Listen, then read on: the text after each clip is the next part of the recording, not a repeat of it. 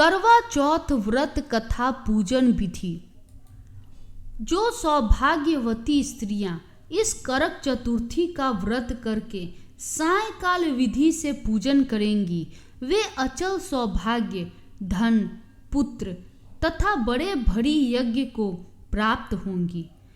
करक इस मंत्र को पढ़कर दूध अथवा जल से भरा हुआ कलश या करवा लेकर उसमें पंचरत्न ब्राह्मण को देवें और कहें कि हे गणेश जी, इस करक के दान से मेरे पति बहुत काल तक जीवित रहें, मेरा सौभाग्य सदा बना रहे। ऐसे ही वस्त्र में फल एवं यथाशक्ति सोना रुपया आदि सुहागिन स्त्रियों को भी देवे और उनसे लेवे भी। इस प्रकार से सौभाग्य की इच्छा करने वाली स्त्रियां जो भी इस व्रत को करेंगी, वह सौभाग्य, पुत्र तथा अचल लक्ष्मी को प्राप्त होंगी। करवा चौथ व्रत कथा। मानधाता कहने लगे कि जिस समय अर्जुन इंद्र नीलगिरी पर तप के लिए चले गए, उनके पीछे द्रौपदी खिन्न मन होकर चिंता करने लगी कि अर्जुन ने बड़े कठिन कर्म का प्रारंभ कर दिया है, किंतु विघ्न डालने वाले शत्रु अनेक हैं। इस प्रकार चिंता करके श्री कृष्ण जी से सब विघ्नों के नाश करने का उपाय पूछने लगी। द्रौपदी ने कहा कि हे सर्व जगत के नाथ, आप मुझे ऐसा व्रत बताने की कृपा करें जिसके करने से सभी विघ्न नाश हो जाए। श्री कृष्ण जी ने कहा कि हे महाभागे, श्री पार्वती जी से जो कहा था वे वरा रोहे, वही करक चतुर्थी नाम का व्रत मैं तुमसे कहता हूँ। तुम ध्यान पूर्वक सुनो, जो सब प्रकार के विघ्नों को नाश करने वाला है। श्री पार्वती जी ने कहा कि भगवान, वह करक चतुर्थी का व्रत किस प्रकार का है तथा उसका विधान क्या है, और पहले भी उस व्रत को किसी ने किया है?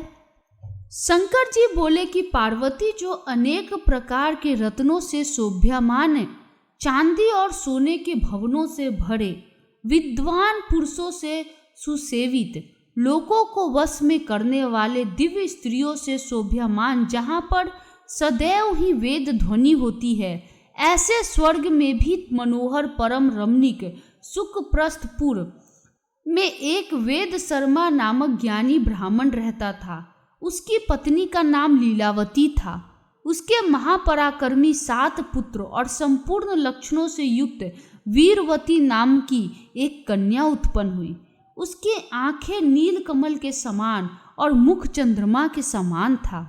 उसके विवाह के योग्य समय आ जाने पर वेद शर्मा ने एक वेद शास्त्र के ज्ञाता विद्वान ब्राह्मण को विवाह विधि से प्रदान कर दिया।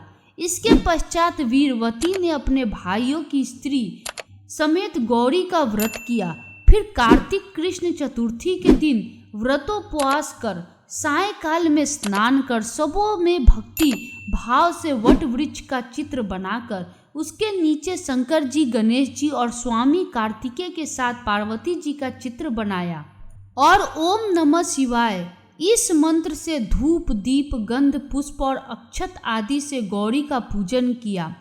फिर शिव जी, गणेश जी तथा षडानन का अलग अलग पूजन करती हुई पकवान, अक्षत तथा दीपक से युक्त 10 करवा और गेहूं, पिसान और गुड़ के बने हुए पकवान तथा और भी अनेक प्रकार के फल आदि भोज्य पदार्थों का अर्पण करके अर्घ देने के लिए चंद्रोदय की प्रतीक्षा करने लगी।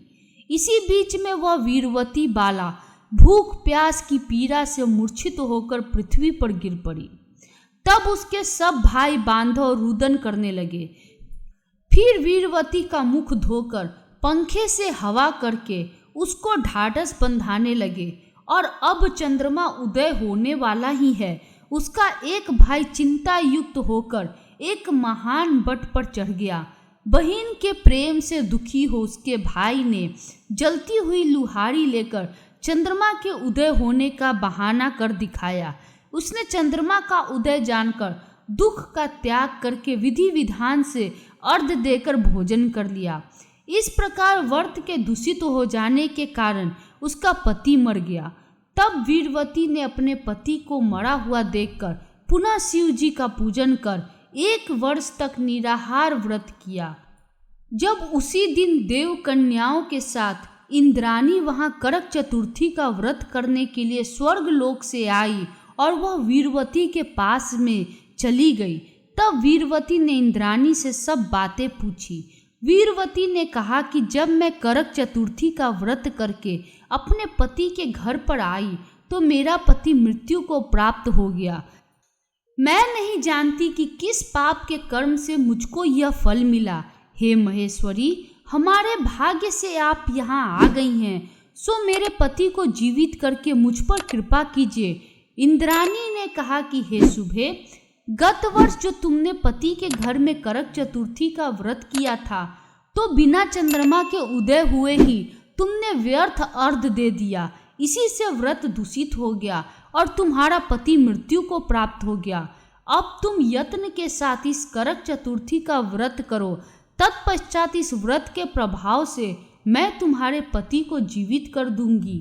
श्री कृष्ण कहने लगे कि हे द्रौपदी, इंद्राणी के वचनों को सुनकर वीरवती ने विधान पूर्वक इस व्रत को किया।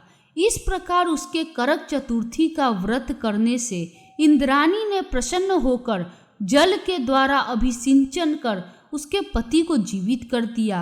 वह देवता के समान हो गया। इसके पश्चात वीरवती अपने पति के साथ घर आकर आनंद करने लगी। वीरवती के व्रत के प्रभाव से उसका पति धन धान्य पुत्र तथा आयु को प्राप्त हुआ।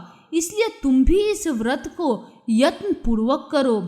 सूत जी कहने लगे कि हे ऋषियों, इस प्रकार श्री कृष्ण के वचनों को सुनकर द्रौपदी ने इस करवा चौथ के व्रत को किया, जिसके प्रभाव से संग्राम में कौरवों को जीतकर अतुलनीय राज्य को प्राप्त किया, जिससे उसका वह दुख जाता रहा।